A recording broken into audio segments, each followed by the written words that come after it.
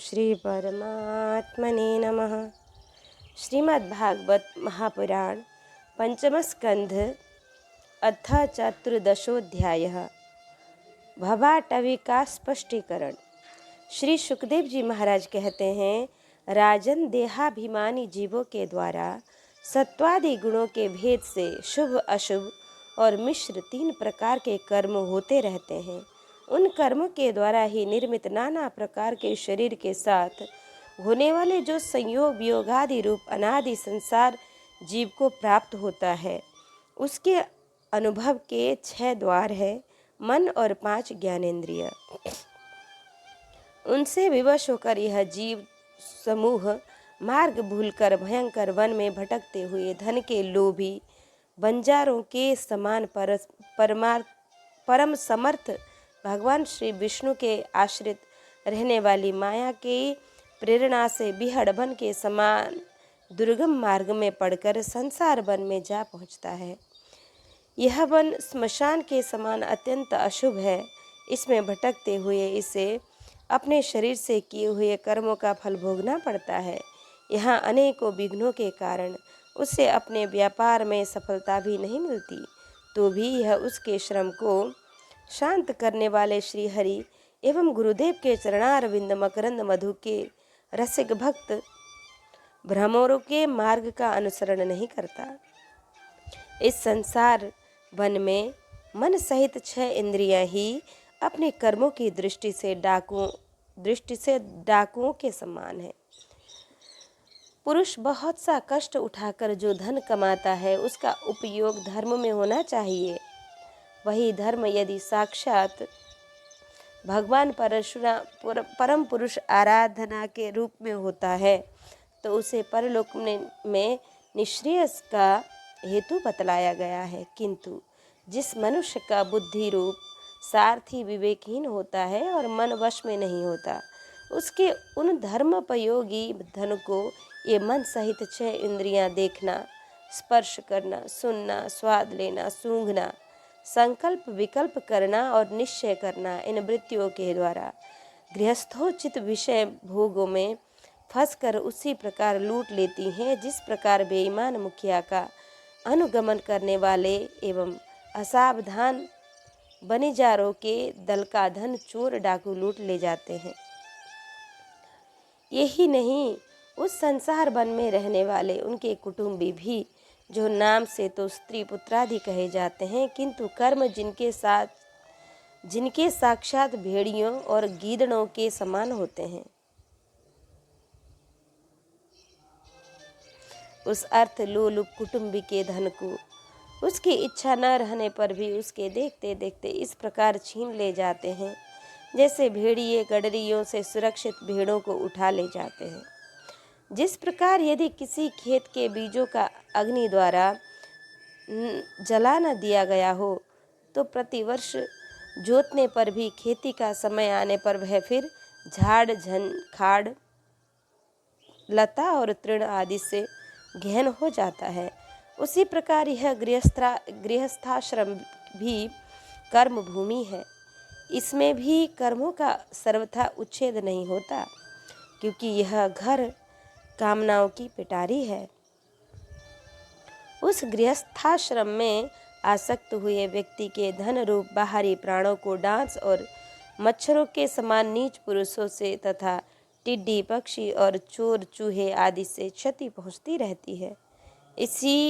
कभी इस मार्ग में भटकते भटकते यह अविद्या कामना और कर्मों से कलुषित हुए अपने चित्त से दृष्टि दोष के कारण इस मर्त्य लोक को, जो गंधर्व नगर के समान असत है, ऐसा समझने लगता है। फिर खान पान और स्त्री प्रसंगादि व्यसन में फंसकर मृग तृष्णा के समान मिथ्या विषयों की ओर दौड़ने लगता है। कभी बुद्धि के रजोगुण से प्रभावित होने पर सारे अनर्थों की जड़ अग्नि के मलरूप सोने को ही सुख का साधन समझकर उसे पाने के लिए लालायित है। इस प्रकार दौड़ धूप करने लगता है, जैसे वन में जाड़े से ठिठुरता हुआ पुरुष अग्नि के लिए व्याकुल होकर उन्मुख पिशाच की अज्ञा बेताल की ओर उसे आग समझकर दौड़ता है। कभी इस शरीर को जीवित रखने वाले घर, अन्न, जल और धन आदि में अभिनिवेश करके इस संसारण्य में इधर उधर दौड़ धूप करता रहता है। कभी बवंडर के समान आंखों में धूल झोंक देने वाली स्त्री गोद में बैठा लेती है तो तत्काल रागांध सा होकर सत्पुरुषों की मर्यादा का भी विचार नहीं करता। उस समय नेत्रों में रजोगुण की धूल भर जाने से बुद्धि ऐसी मलिन हो जाती है कि अपने कर्मों के साक्षी दिशाओं के देवताओं को भी भुला देती है। कभी अपने आप ही एकाध बार विषयों का मिथ्यात्व जान लेने पर भी अनादिकाल से देह में आत्मबुद्धि रहने से विवेक बुद्धि नष्ट हो जाने के कारण उन मरीचित का तुल्य विषयों की ओर ही फिर दौड़ने लगता है। कभी प्रत्यक्ष शब्द करने वाले उल्लू के समान, शत्रुओं की ओर परोक्ष रूप से बोलने वाले झिंगुरों के समान, राजा की अति कठोर एवं दिल को दहला देने वाली डरावनी डांट डपट से इनके कान और मन को बड़ी व्यथा होती है। पूर्व पुण्य क्षीण हो जाने पर यह जीवित ही मुर्दे के समान होता है और जो कारस्कर एवं कागतुंड आदि जहरीले पक्ष फलों वाले पाप वृक्षों इस प्रकार की दूषित लताओं और विषैले कुओं के समान है तथा जिनका धन इस लोक और परलोक दोनों के ही काम में नहीं आता और जो जीते हुए ही मुर्दे के समान है, उन कृपण पुरुषों का आश्रय लेता है। कभी असत पुरुषों के संग से बुद्धि बिगड़ जाने के कारण सुखी नदी में गिरकर दुखी होने के समान इस लोक और परलोक में दुख देने वाले पाखंडों में फंस जाता है। जब दूसरों को सताने से उसे अन्न भी नहीं मिलता तब वह अपने सगे पिता पुत्रों को अथवा पिता या पुत्र आदि का एक तिनका भी जिनके पास देखता है उनको फाड़ खाने के लिए तैयार होता है। कभी दावानल के समान प्रिय विषयों से शून्य एवं परिणाम में दुखमय घर में पहुंचाता है तो कभी इष्ट जनों के वियोग आदि से उसके शोक की आग भड़क उठती है। उससे संतप्त होकर वह बहुत ही खिन्न होने लगता है। कभी काल के समान भयंकर राजकुल रूप राक्षस इसके परम प्रिय धन रूप प्राणों को हर लेते हैं तो यह मरे हुए के समान निर्जीव हो जाता है। कभी काल के समान भयंकर राजकुल राक्षस इसके परम प्रिय धन रूप प्राणों को हर लेता है तो यह मरे हुए के समान निर्जीव हो जाता है। कभी मनोरथ के पदार्थों के समान अत्यंत असत पिता पितामह आदि संबंध को सत्य समझकर उनके सहवास से स्वप्न के समान क्षणिक सुख का अनुभव करता है। गृहस्थाश्रम के लिए जिस कर्म विधि का महान विस्तार किया गया है उसका अनुष्ठान किसी पर्वत की कड़ी पर्वत की चढ़ाई के समान ही है। लोगों को उस ओर प्रवृत्त देखकर उनकी देखा देखी जब यह भी उसे पूरा करने का प्रयत्न करता है तब तरह तरह की कठिनाइयों से क्लेशित होकर कांटे और कंकड़ों से भरी भूमि में पहुँचे हुए व्यक्ति के समान दुखी हो जाता है। कभी पेट की असह्य ज्वाला से अधीर होकर अपने कुटुंब पर ही बिगड़ने लगता है। फिर कभी जब निद्रा रूप अजगर के चंगुल में फंस जाता है तब अज्ञान रूप घोर अंधकार में डूबकर सूने वन में फेंके हुए मुर्दे के समान सोया पड़ा रहता है। उस समय इसे किसी बात की सुध नहीं रहती। कभी दुर्जन रूप कांटे वाले जीव इतना काटते तिरस्कार करते हैं कि उसके गर्भ रूप दांत जिनसे यह दूसरों को काटता था टूट जाते हैं। तब इसे अशांति के कारण नींद भी नहीं आती तथा मर्म वेदना के कारण क्षण क्षण में विवेक शक्ति क्षीण होते रहने से अंत में अंधे की भांति यह नरक रूप अंधे कुएं में जा गिरता है। कभी विषय सुख रूप मधु कणों को ढूंढते ढूंढते यह जब लुक छिप कर पर स्त्री या पर धन को उड़ाना चाहता है तब उनके स्वामी या राजा के हाथ से मारा जाकर ऐसे नरक में जा गिरता है जिसका और छोर नहीं है। इससे ऐसा कहते हैं कि प्रवृत्ति मार्ग में रहकर किए हुए लौकिक और वैदिक दोनों ही प्रकार के कर्म जीव को संसार की ही प्राप्ति कराने वाले हैं। यदि किसी प्रकार राजा आदि के बंधन से छूट भी गया तो अन्याय भाव से अपहरण किए हुए उन स्त्री और धन को देवदत्त नामक कोई दूसरा व्यक्ति छीन लेता है तो उससे विष्णुमित्र नामक कोई तीसरा व्यक्ति झटक लेता है। इस प्रकार वे भोग एक पुरुष से दूसरे पुरुष के पास जाते रहते हैं, एक स्थान पर नहीं ठहरते। कभी कभी शीत और वायु आदि अनेकों आदि दैविक आदि भौतिक और आध्यात्मिक दुख की स्थितियों के निवारण करने में समर्थ न होने से यह अपार चिंताओं के कारण उदास हो जाता है। कभी परस्पर लेन देन का व्यवहार करते समय किसी दूसरे का थोड़ा सा दमड़ी भर अथवा इससे भी कम धन चुरा लेता है तो इस बेईमानी के कारण उससे बैर ठन जाता है। राजन, इस मार्ग में पूर्वोक्त विघ्नों के अतिरिक्त सुख दुख राग द्वेष भय अभिमान प्रमाद उन्माद मोह शोक लोभ मात्सर्य ईर्ष्या अपमान क्षुधा पिपासा आदि व्याधि जन्म जरा और मृत्यु आदि और भी अनेकों विघ्न हैं। इस विघ्न बहुल मार्ग में इस प्रकार भटकता हुआ यह जीव किसी समय देव माया रूपी स्त्री के बाहुपाश में पड़कर विवेकहीन हो जाता है। तब उसके लिए विरह भवन आदि बनवाने की चिंता में ग्रस्त रहता है तथा उसके आश्रित रहने वाले पुत्र पुत्री और अन्यान्य स्त्रियों के मीठे मीठे बोल चितवन और चेष्टाओं में आसक्त होकर उन्हीं में चित्त फंस जाने से वह इंद्रियों का दास अपार अंधकारमय नरक में गिर जाता है। काल चक्र साक्षात भगवान विष्णु का आयुध है। वह परमाणु से लेकर द्वीप परार्ध पर्यंत क्षण घटी आदि अवयवों से युक्त है। वह निरंतर सावधान रहकर घूमता रहता है। जल्दी जल्दी बदलने वाली बाल्य यौवन आदि अवस्थाएं ही उसका वेग है। उसके द्वारा वह ब्रह्मा से लेकर क्षुद्रादि क्षुद्र तृण पर्यंत सभी भूतों का निरंतर संहार करता रहता है और कोई भी उसकी गति में बाधा नहीं डाल सकता।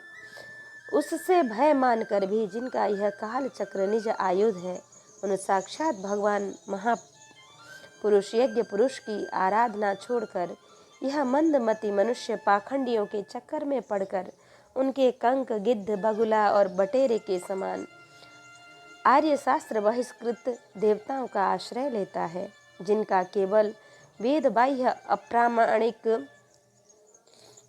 अप्रामाणिक आगमों ने ही उल्लेख किया है। ये पाखंडी तो स्वयं ही धोखे में है।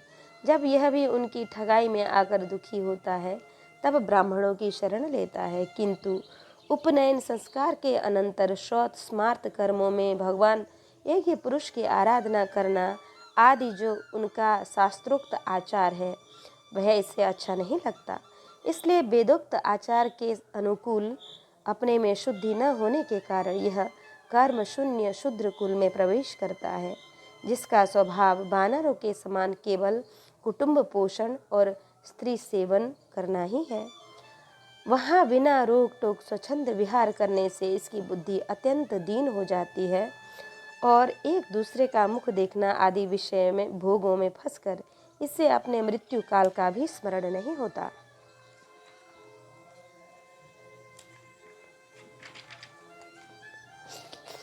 वृक्षों के समान जिनका लौकिक सुख ही फल है, उन घरों में ही सुख मानकर वानरों की भांति स्त्री पुत्रादि में आसक्त होकर यह अपना सारा समय मैथुनादि विषय भोगों में ही बिता देता है। इस प्रकार प्रवृत्ति मार्ग में पड़कर सुख दुख भोगता हुआ यह जीव रोग रूपी गिरी गुहा में फंसकर उसमें रहने वाले मृत्यु रूप हाथी से डरता रहता है। कभी कभी शीत वायु आदि अनेक प्रकार के आदि दैविक आदि भौतिक और आध्यात्मिक दुखों के निवृत्ति करने में जब असफल हो जाता है तब उस समय अपार विषयों की चिंता में यह खिन्न हो उठता है। कभी आपस में क्रय विक्रय आदि व्यापार करने पर बहुत कंजूसी करने से इसे थोड़ा सा धन हाथ लग जाता है। कभी धन नष्ट हो जाने से जब इसके पास सोने बैठने और खाने आदि की कोई भी सामग्री नहीं रहती, तब अपने अभिष्ट भोग न मिलने से यह उन्हें चोरी आदि बुरे उपायों से पाने का निश्चय कर लेता है। इससे इसे जहाँ तहाँ दूसरों के हाथ से बहुत अपमानित होना पड़ता है। इस प्रकार धन की आसक्ति से परस्पर वैर भाव बढ़ जाने पर भी यह अपनी पूर्व वासनाओं से विवश होकर आपस में विवाहादि संबंध करता और छोड़ता रहता है। इस संसार मार्ग में चलने वाला यह जीव अनेक प्रकार के क्लेश और विघ्न बाधाओं से बाधित होने पर भी मार्ग में जिस प्रकार जहाँ आपत्ति आती है अथवा जो कोई मर जाता है उसे जहाँ का तहाँ छोड़ देता है तथा नए जन्मे हुओं के साथ लगता है। कभी किसी के लिए शोक करता है, किसी का दुख देखकर मूर्छित हो जाता है, किसी के वियोग होने की आशंका से भयभीत हो उठता है, किसी से झगड़ने लगता है और कोई आपत्ति आती है तो रोने चिल्लाने लगता है। कहीं कोई मन के अनुकूल बात हो गई तो प्रसन्नता के मारे फूला नहीं समाता, कभी गाने लगता है और कभी उन्हीं के लिए बंधने में भी नहीं हिचकिचाता है। साधुजन इसके पास कभी नहीं आते, यह साधु संग से सदा वंचित रहता है। इस प्रकार यह निरंतर आगे ही बढ़ा रहता है। इससे इसकी यात्रा आरंभ हुई और इसे इस मार्ग की अंतिम अवधि कहते हैं। उस परमात्मा के पास यह अभी तक नहीं लौटा है। परमात्मा तक तो योग शास्त्र की भी गति नहीं है। जिन्होंने जब सब प्रकार के दंड शासन का त्याग कर दिया है, वे निवृत्ति परायण संशयात्मा मुनिजन ही उसे प्राप्त कर पाते हैं। जो दिग्विजयों के जीतने वाले और बड़े बड़े यज्ञों का अनुष्ठान करने वाले राजर्षि हैं, उनकी भी वहाँ तक गति नहीं है। संग्राम भूमि में शत्रुओं का सामना करके वे केवल प्राण परित्याग ही करते हैं तथा जिसमें यह मेरी है ऐसा अभिमान करके वैर ठाना था, उस पृथ्वी में ही अपना शरीर छोड़कर स्वयं परलोक को चले जाते हैं। इस संसार में वे भी पार नहीं होते। अपने पुण्य कर्म रूप लता का आश्रय लेकर यदि किसी प्रकार यह जीव इन आपत्तियों से अथवा नरक से छुटकारा पा भी जाता है तो भी फिर इसी प्रकार संसार मार्ग में भटकता हुआ इस जन समुदाय में मिल जाता है। यही दशा स्वर्गादि ऊर्ध्व लोकों में जाने वालों की भी होती है। राजन, राजर्षि भरत के विषय में पंडित जन ऐसा कहते हैं, जैसे गरुड़ जी की होड़ कोई मक्खी नहीं कर सकती, उसी प्रकार राजर्षि महात्मा भरत के मार्ग का कोई अन्य राजा मन से भी अनुसरण नहीं कर सकता।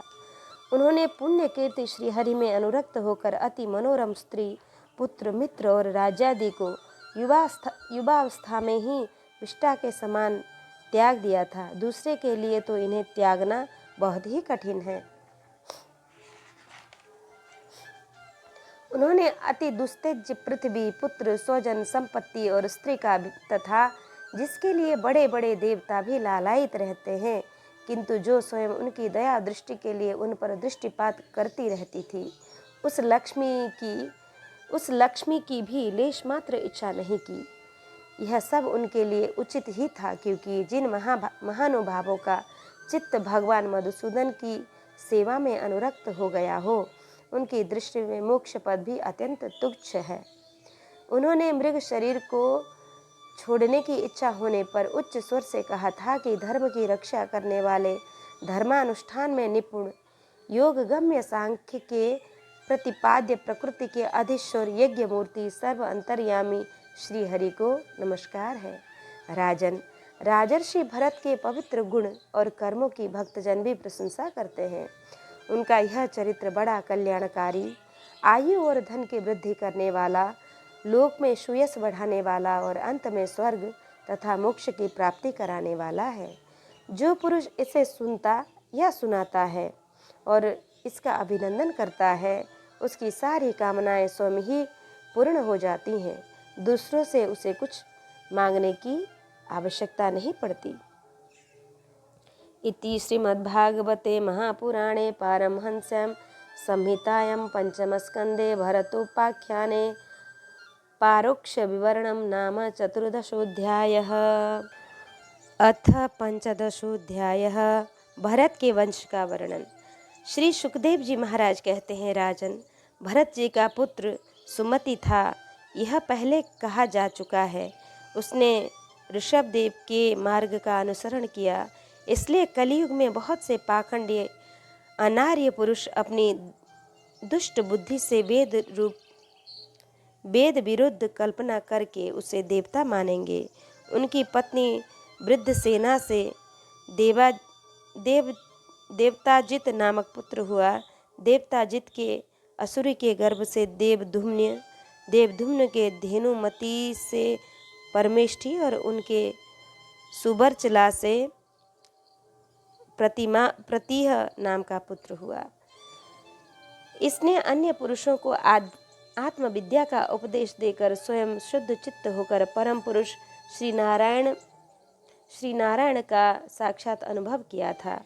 प्रतिह की भार्या सुबरचला के गर्भ से प्रतिहर्ता, प्रस्तोता और उद्गाता नाम के 3 पुत्र हुए। ये यज्ञादि कर्मों में बहुत निपुण थे। इनमें प्रतिहर्ता की भार्या स्तुति थी। उसके गर्भ से अज और भूमा नाम के 2 पुत्र हुए।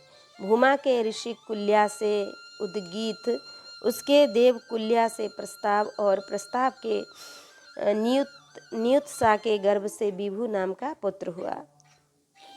विभु के रति के उदर से पृथुषेण के आकुति से नक्त और नत्त के द्रुति के गर्भ से उदार कीर्ति राजर्षि प्रवर गय का जन्म हुआ।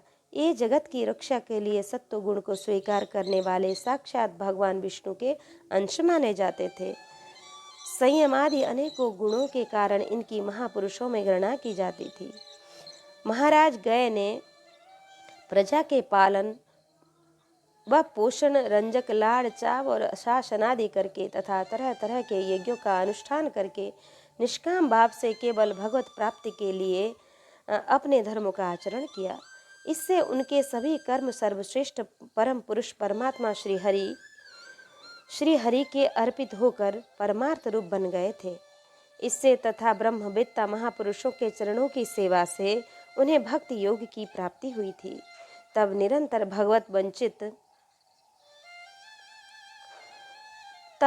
निरंतर भगवत चिंतन करके उन्होंने अपना चित्त शुद्ध किया और देहादि अनात्म वस्तुओं से अहमता भाव हटाकर वे अपने आत्मा को ब्रह्म रूप अनुभव करने लगे।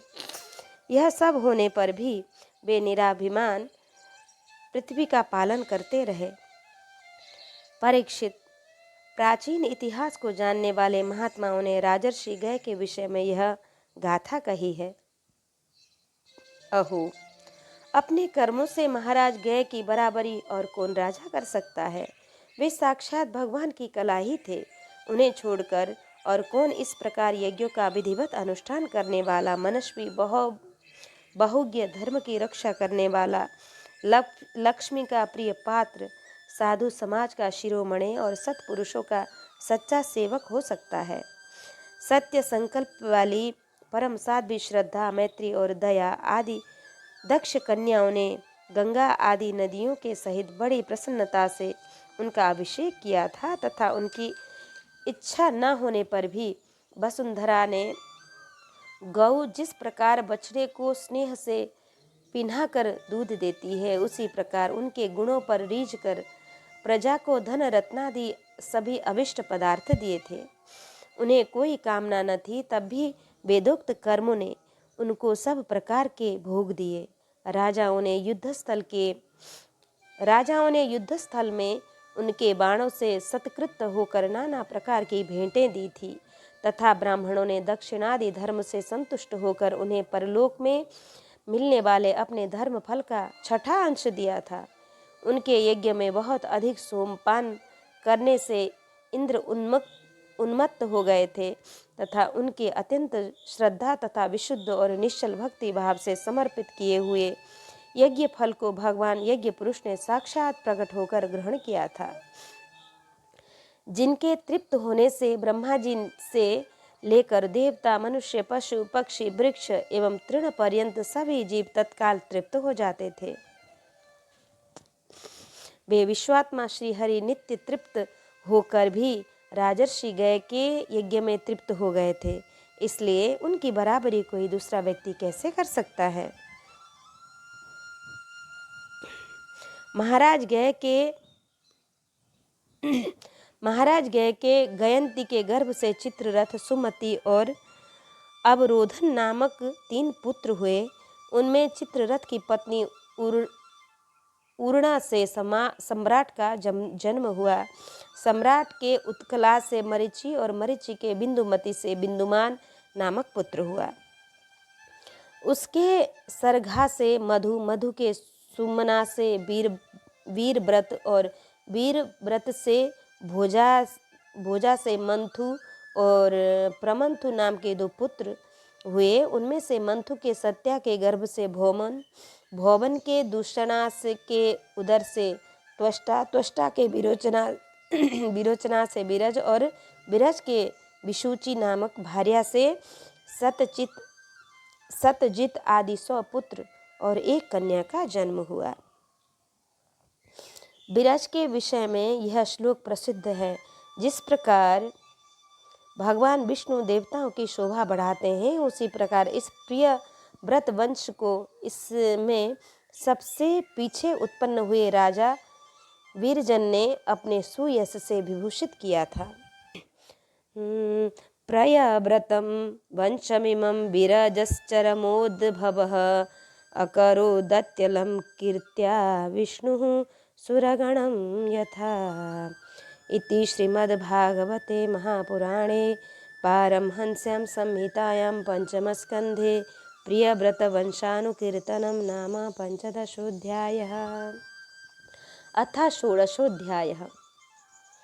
राजा परीक्षित ने कहा, मुनिवर, जहाँ तक सूर्य का प्रकाश है और जहाँ तक तारागण के सहित चंद्रदेव दिख पड़ते हैं, वहाँ तक आपने भूमंडल का विस्तार बतलाया।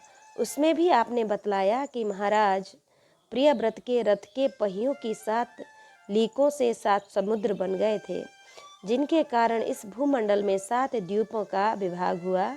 अतः भगवान, अब मैं इन सब का परिमाण और लक्षणों के सहित पूरा विवरण जानना चाहता हूँ, क्योंकि जो मन भगवान के इस गुणमय स्थूल विग्रह में लग सकता है, उसी का उनके वासुदेव संयक स्वयं प्रकाश निर्गुण ब्रह्मरूप सूक्ष्मतम स्वरूप में भी लगना संभव है। अतः गुरुवर, इस विषय का विशद रूप से वर्णन करने की कृपा कीजिए।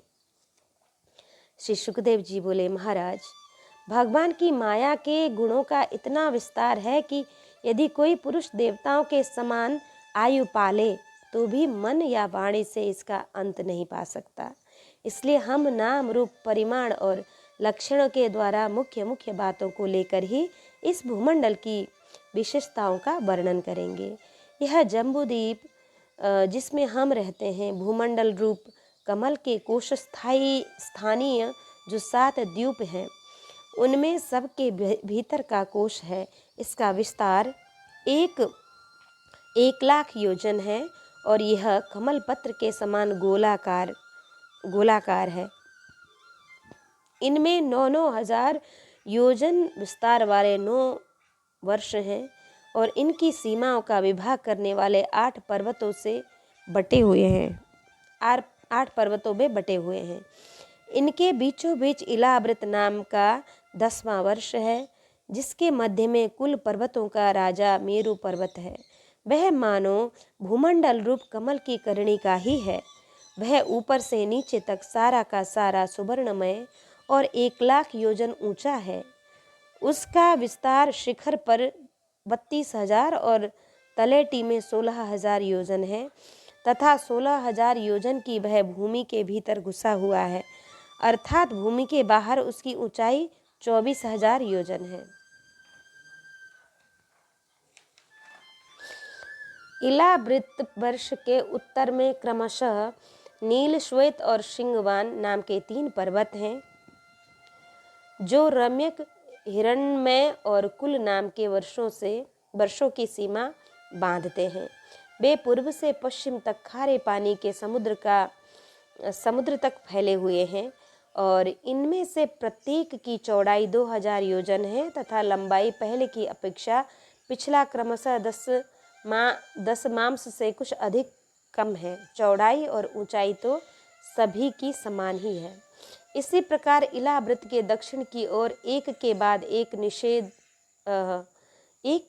एक निषद, हेमकूट और हिमालय नाम के 3 पर्वत हैं। नीलादि पर्वतों के समान ये भी पूर्व पश्चिम की ओर फैले हुए हैं और 10-10 हजार योजन ऊंचे हैं। इनसे क्रमशः हरिवर्ष, किमपुरुष और भारतवर्ष की सीमाओं का विभाग होता है।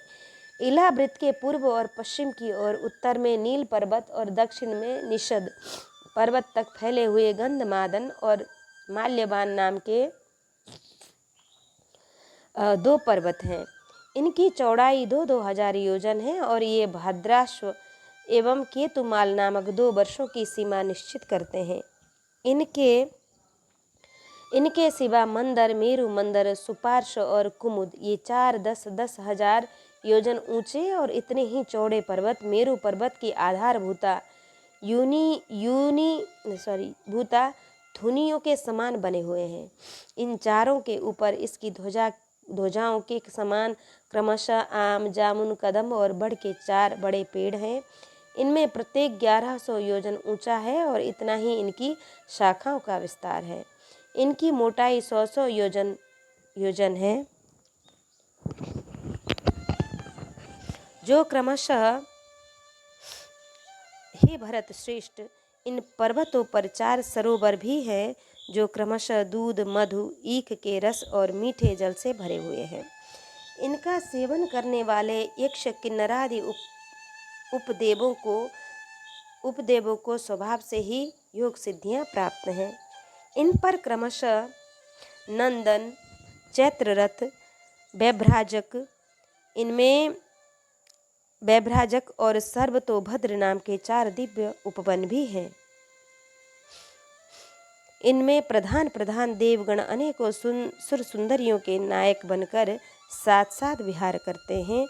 उस समय गंधर्वादि उपदेवगण भी इनकी महिमा का बखान किया करते हैं। मंदराचल की गोद में जो 1100 योजन ऊंचा देवताओं का आम्र वृक्ष है, उससे गिरि शिखर के समान बड़े बड़े और अमृत के समान स्वादिष्ट फल गिरते हैं। वे जब फटते हैं तब उनसे बड़ा सुगंधित और मीठा लाल लाल रस बहने लगता है। वही अरुणोदा नाम की नदी में परिणत हो जाता है। यह नदी मंदराचल के शिखर से गिरकर अपने जल से इलावृत वर्ष के पूर्वी भाग को सींचती है। पार्वती जी की अनुचरी यक्ष पत्नियां इस जल का सेवन करती हैं। इससे उनके अंगों से ऐसी सुगंध निकलती है कि इन्हें स्पर्श करके बहने वाली वायु उनके चारों ओर 10-10 योजन तक सारे देश को सुगंध से भर देती है। इसी प्रकार जामुन के वृक्ष से हाथी के समान बड़े बड़े प्रायः बिना गुठली के फल गिरते हैं। बहुत ऊंचे से गिरने के कारण वे फट जाते हैं। उनके रस से जम्बू नामक नदी प्रकट होती है, जो मेरु मंदर पर्वत के 10,000 योजन ऊंचे शिखर से गिरकर इलावृत के दक्षिण भूभाग को सींचती है। उस नदी के दोनों किनारों की मिट्टी उस रस से भीगकर जब वायु और सूर्य के संयोग से सूख जाती है, तब वही देवलोक को विभूषित करने वाला जाम्बूनद नामक सोना बन जाता है। इसे देवता और गंधर्वादि अपनी तरुणी स्त्रियों के सहित मुकुट, कंकण और करधनी आदि आभूषणों के रूप में धारण किया करते हैं। सुपार्श्व पर्वत पर जो विशाल कदम वृक्ष है, उनके 5 कोटरों से मधु की 5 धाराएं निकलती हैं। उनकी मोटाई 5 पुरसे जितनी है। ये सुपार्श्व के शिखर से गिरकर इलावृत वर्ष के पश्चिमी भाग को अपनी सुगंध से सुवासित करती है। जो लोग इसका मधुपान करते हैं उनके मुख से निकली हुई वायु अपने चारों ओर सौ योजन तक इसकी महक फैला देती है।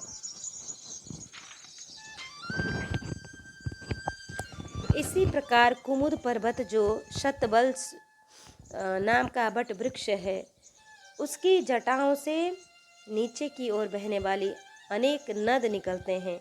वे सब इच्छा अनुसार भोग देने वाले हैं। उनसे दूध, दही, मधु, घृत, गुड़, अन्न वस्त्र, शैया, आसन और आभूषण आदि सभी पदार्थ मिल सकते हैं। ये सब कुमुद के शिखर से गिरकर इलावृत के उत्तरी भाग को सींचती है। इनके दिए हुए पदार्थों का उपभोग करने से वहाँ की प्रजा की त्वचा में झुर्रियाँ पड़ जाना, बाल पक जाना, थकान होना, शरीर में पसीना आना, दुर्गंध निकलना, बुढ़ापा, रोग, मृत्यु, सर्दी, गर्मी की पीड़ा, शरीर का कांतिहीन हो जाना तथा अंगों का टूटना आदि कष्ट कभी नहीं सताते और उन्हें जीवन पर्यंत पूरा सुख प्राप्त होता है। राजन, कमल की कर्णिका के चारों ओर जैसे केसर होता है, उसी प्रकार मेरु के मूल देश में उनके चारों ओर कुरंग, कुकर, कुसुम, बैकंक, कूट, चित्रकूट, शिशिर, पतंग, रूचक, निषध, निशिवास, कपिल, शंख, वैदुर्य, जारुधि, हंस, ऋषभ, नाग, कालंजर और नारद आदि 20 पर्वत और हैं। इनके सिवा मेरु के पूर्व की ओर जठर और देवकूट नाम के 2 पर्वत हैं जो 18 हजार योजन लंबे तथा 2 हजार योजन चौड़े और ऊंचे हैं। इसी प्रकार पश्चिम की ओर पवन और पारियात्र, दक्षिण की ओर कैलाश और करवीर तथा उत्तर की ओर त्रिशृंग और मकर नाम के पर्वत हैं। इन 8 पहाड़ों से चारों ओर घिरा हुआ सुवर्णगिरी मेरु अग्नि के समान जगमगाता रहता है। कहते हैं मेरु के शिखर पर बीचों बीच भगवान ब्रह्मा जी की सुवर्णमयी पुरी है, जो आकार में समचौरस तथा करोड़ योजन विस्तार वाली है। उसके नीचे पूर्वादि 8 दिशा और उपदिशाओं में उनके अधिपति इंद्रादि 8 लोकपाल की 8 पुरियां हैं। वे अपने अपने स्वामी के अनुरूप उन्हीं दिशाओं में हैं तथा परिमाण में ब्रह्मा जी की पुरी से चौथाई हैं। इति श्रीमद्भागवते महापुराणे पारमहंस्यां संहितायां पंचमस्कंधे भुवन कोश वर्णनम नाम षोडशोऽध्यायः। अथ सप्तदशोऽध्याय गंगा जी का विवरण और भगवान शंकर कृत शंकरषण देव की स्तुति। श्री सुखदेव जी महाराज कहते हैं, राजन, जब राजा बलि की यज्ञशाला में साक्षात यज्ञ मूर्ति भगवान विष्णु ने त्रिलोकी को नापने के लिए अपना पैर फैलाया, तब उनके बाएं पैर के अंगूठे के नख से ब्रह्मांड कटाह का ऊपर का भाग फट गया। उस छिद्र में होकर जो ब्रह्मांड से बाहर के जल की धारा आई, वह उस चरण कमल को धोने से उसी में लगी हुई केसर के मिलने से लाल हो गई। उस निर्मल धारा का स्पर्श होते ही संसार के सारे पाप नष्ट हो जाते हैं, किंतु वह सर्वथा निर्मल ही रहती है। पहले किसी और नाम से न पुकारकर उसे भगवत पदी ही कहते थे। वह धारा हजारों युग बीतने पर स्वर्ग के शिरो भाग में स्थित ध्रुवलोक में उतरी, जिसे विष्णुपद भी कहते हैं। वीरव्रत परीक्षित उस ध्रुवलोक में उत्तानपाद के पुत्र परम भागवत ध्रुव जी रहते हैं। वे नित्य प्रति बढ़ते हुए भक्ति भाव से यह हमारे कुल देवता का चरणोदक है ऐसा मानकर आज भी उस जल को बड़े आदर से सिर पर चढ़ाते हैं। उस समय प्रेमावेश के कारण उनका हृदय अत्यंत गदगद हो जाता है। उत्कंठावश बरबस मुदे हुए दोनों नयन कमलों से निर्मल आंसुओं की धारा बहने लगती है और शरीर में रोमांच हो जाता है। इसके पश्चात आत्मनिष्ठ सप्तर्षिगण उनका प्रभाव जानने के कारण यही यही तपस्या की आत्यंतिक सिद्धि है ऐसा मानकर उसे आज भी इस प्रकार आदरपूर्वक अपने जटाजूट पर वैसे ही धारण करते हैं जैसे मुमुक्षुजन प्राप्त हुई मुक्ति को। यूं ये बड़े निष्काम हैं, सर्वथा भगवान वासुदेव की निश्चल भक्ति को ही अपना परम धन मानकर इन्होंने अन्य सभी कामनाओं को त्याग दिया है। यहाँ तक कि आत्मज्ञान को भी ये उसके सामने कोई चीज़ नहीं समझते। वहाँ से गंगा जी करोड़ों विमानों से घिरे हुए आकाश में होकर उतरती हैं और चंद्रमंडल को आप्लावित करती मेरु के शिखर पर ब्रह्मपुरी में गिरती हैं।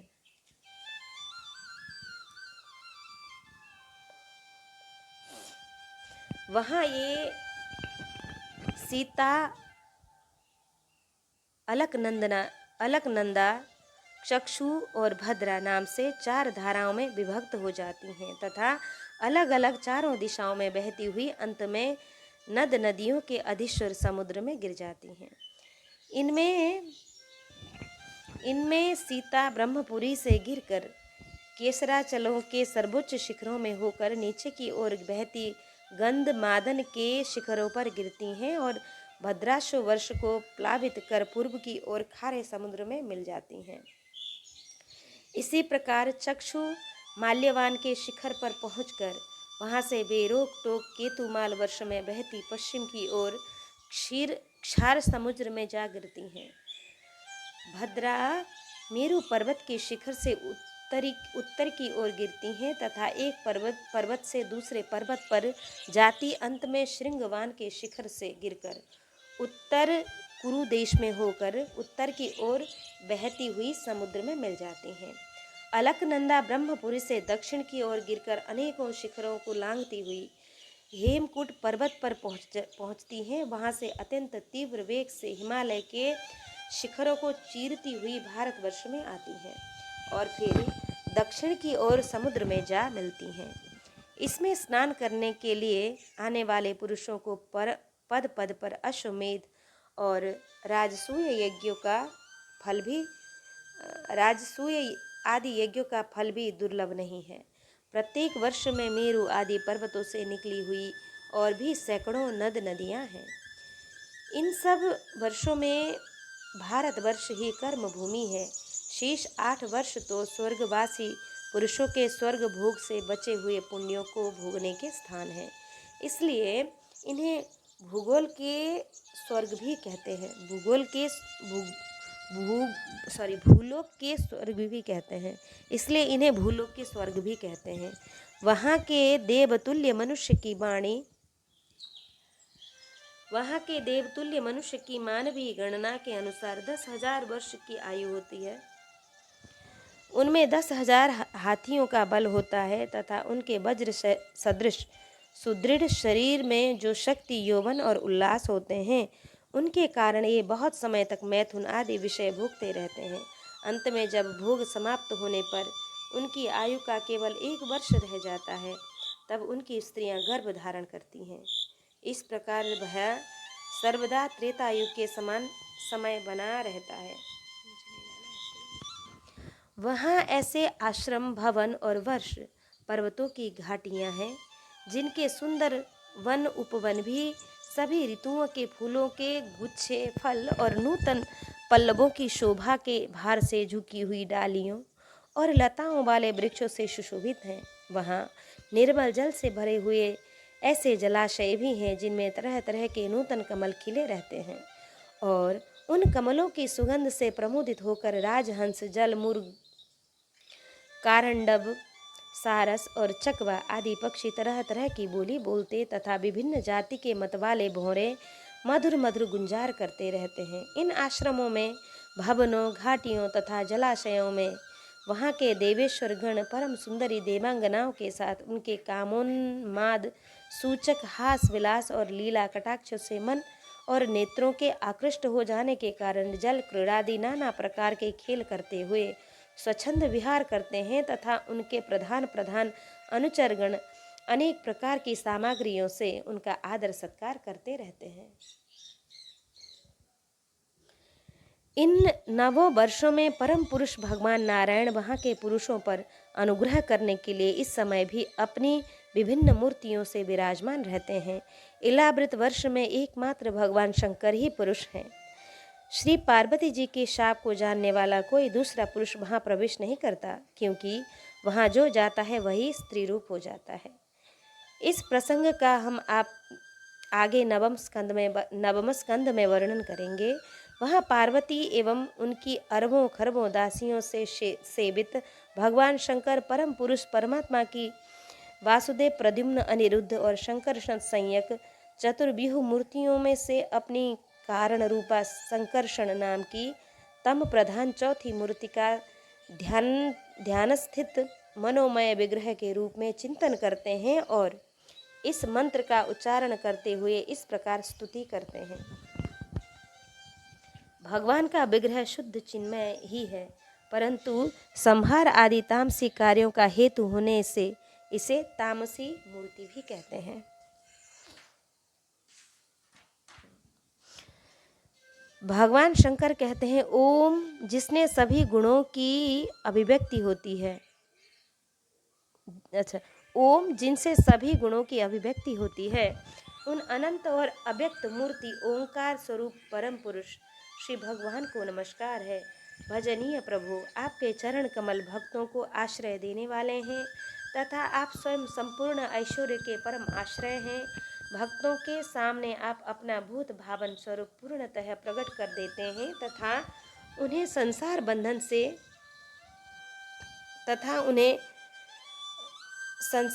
से भी मुक्त कर देते हैं, किंतु अभक्तों को उस बंधन में डालते रहते हैं। आप ही सर्वेश्वर हैं, मैं आपका भजन करता हूँ। प्रभु, हम लोग क्रोध के आवेग को नहीं जीत सकते हैं तथा हमारी दृष्टि तत्काल पाप से लिप्त हो जाती है, परंतु आप तो संसार का नियमन करने के लिए निरंतर साक्षी रूप से उनके सारे व्यापारों को देखते रहते हैं।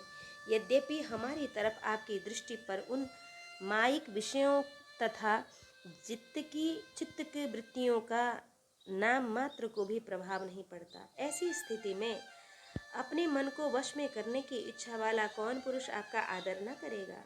आप जिन पुरुषों को मधु आसवादी पाक के कारण आप जिन पुरुषों को मधु आसवादी पान के कारण अरुण नयन और मतवाले जान पड़ते हैं, वे माया के वशीभूत होकर ही ऐसा मिथ्या दर्शन करते हैं तथा आपके चरण स्पर्श से ही चित्त चंचल हो जाने के कारण नाग पत्नियां लज्जावश आपकी पूजा करने में असमर्थ हो जाती हैं।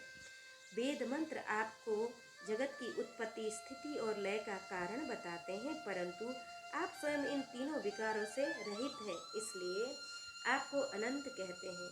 आपके सहस्त्र मस्तक रूप पर यह भूमंडल सरसों के दाने के समान रखा हुआ है।